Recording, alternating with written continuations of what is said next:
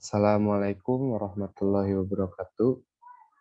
Eh, Perkenalkan semuanya, nama saya Faik Atala Kayfayasya dari Fakultas Ilmu Budaya Prodi Sastra Sunda dengan NPM 1802100210056. Nah, penjelasan di sini itu saya ingin menerangkan tentang teks naskah Sang Hyang Siksa-Kanda Engkaresian berupa dasar-dasar pribadi orang Sunda. Jadi di dalam naskah ini tuh eh, terdapat banyak sekali dasar-dasar pribadi orang-orang Sunda gitu. Dan tujuan presentasi ini itu untuk memenuhi tugas mata kuliah bahasa dan kebudayaan Sunda kuno yang diampu oleh Dr. Undang Ahmad Darsa M.Hum, Rahmat Sopian M.Hum, dan Aditya Pratama M.Hum. Selanjutnya,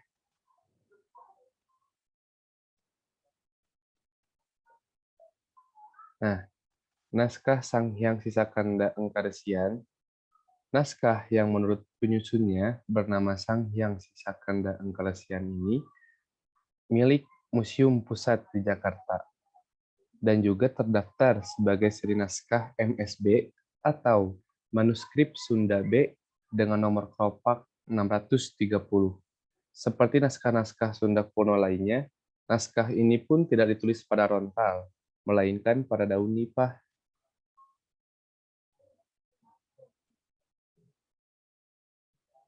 Untuk pertama kalinya, kelopak 630 ini diungkapkan oleh K.F. Hall dalam Die Schrift für Tal Land and Volkenkunde TBG XVI tahun 1867, halaman 453 dan seterusnya, dengan judul Lontar Handschriften afkomstig with Sundalanden. Tulisan Howlett tersebut hanya berupa urusan singkat tanpa transkripsi ataupun terjemahan lengkap. Beberapa kesimpulan yang dikemukakan oleh Hall dalam tulisannya.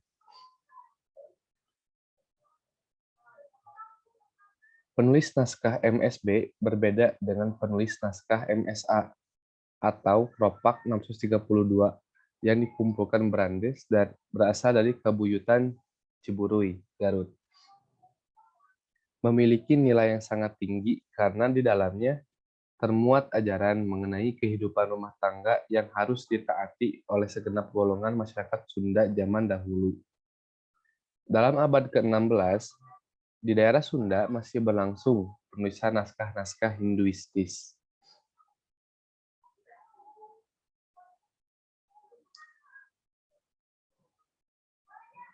Nah, karena naskah ini bertiti mangsa, Noracatur Sagara Wulan atau 0441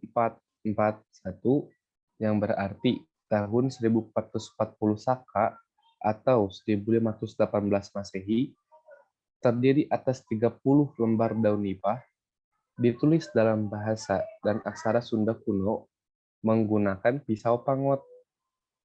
Sayangnya, tidak ada keterangan siapa penulis naskah Sang Hyang Sisakanda Engkaresian ini.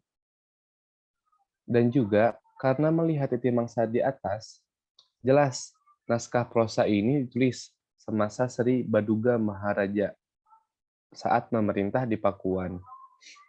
Hal ini diperkuat oleh kata Mesir, Dinah atau Madinah, dan Makkah yang tertulis pada teks, yang mengisyaratkan bahwa Islamisasi telah ada pada kurun ketika naskah dibuat, awal abad ke-16.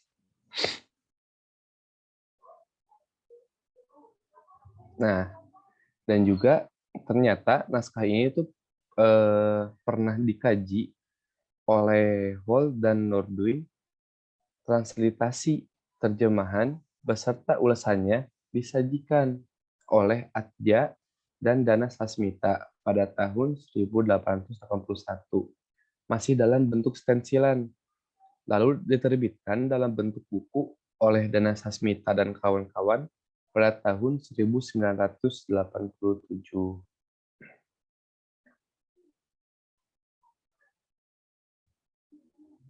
Unsur-unsur kebudayaan yang ada di naskah Sang Hyang Sisa Kanda Engkarasyan ini, naskah yang terdiri atas dua bagian ini bersifat didaktis, penuh aturan, wejangan, serta petunjuk religius dan moral bagi pembaca.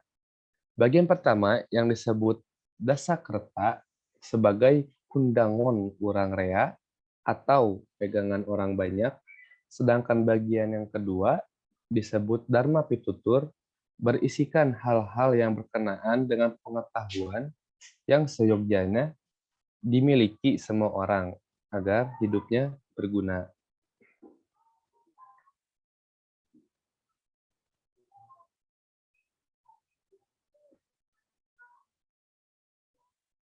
Nah, bahkan di akhirnya disebutkan Sawaka Dharma sebagai sumber pegangan akhlak. Kemungkinan besar, naskah ini mengacu kepada naskah yang lebih tua, yaitu Sawaka Dharma, kadang ditulis Sewa Ka Dharma. Bila diterjemahkan, Sang Hyang Sisa Kanda Engkaresian berarti peraturan untuk menjadi resi. Disebutkan bahwa orang yang hendak menjadi resi untuk membiasakan diri berbuat kebajikan atau pakena gawe rahayu. Membiasakan diri berbuat kesejahteraan yang sejati atau pakena kereta benar yang merupakan sumber kejayaan dan kesentosaan negara. Isi ajaran dalam naskah ini memang bukan ditujukan bagi kaum resi, melainkan kepada kaum yang lebih awam atau rakyat dalam hal mendarmakan diri kepada raja atau negara.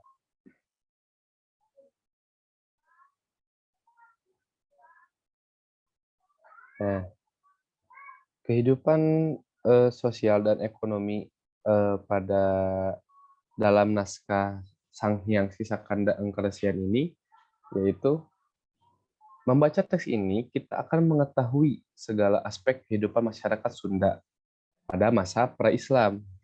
Selain masalah dunia kosmos, besar dan kecil, yang dikupas dengan baik, di dalamnya juga kita bisa tahu berbagai profesi yang ada pada abad ke-16 dan sebelumnya, beserta definisinya. Namun, sebagian telah punah, baik profesinya ataupun istilah itu sendiri. Ada pula keterangan detail mengenai strata sosial ekonomi, hasil budaya, larangan, dan wejangan moral yang sangat didaktis bagi setiap kalangan masyarakat, hingga permasalahan tradisional yang sebagian besar tak dapat dilacak kembali.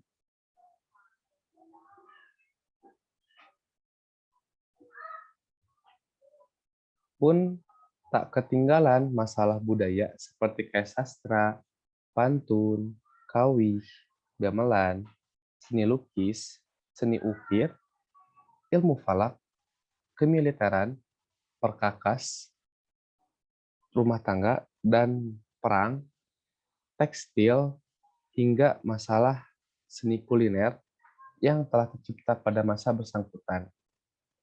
Makanya, tidak heran ada yang berpendapat bahwa naskah Sang Hyang Sisa Kanda Engkaresian ini merupakan ensiklopedia Sunda yang paling komplit pada masanya. Sekian presentasi tentang unsur-unsur kebudayaan Sunda kuno yang ada, atau presentasi tentang bahasa kebudayaan Sunda kuno sudah beres. Sekian presentasi dari saya, dan tidak lupa saya di sini tidak sendiri, yaitu ditemani oleh Syifa Imania Rahma. Ya, walaupun beliau datang dari Fakultas Keperawatan, ya tapi beliau sudah membantu saya sangat banyak dalam mewujudkan PowerPoint ini dan begitu pula dengan presentasi ini. Terima kasih banyak. Dan sekali lagi terima kasih kepada Bapak Dr. Undang Ahmad Darsa, M.Hum, dan Bapak Rahmat Sofian M.Hum, dan juga Bapak Aditya Pratama M.Hum. Sekian presentasi dari kami. Wassalamualaikum warahmatullahi wabarakatuh.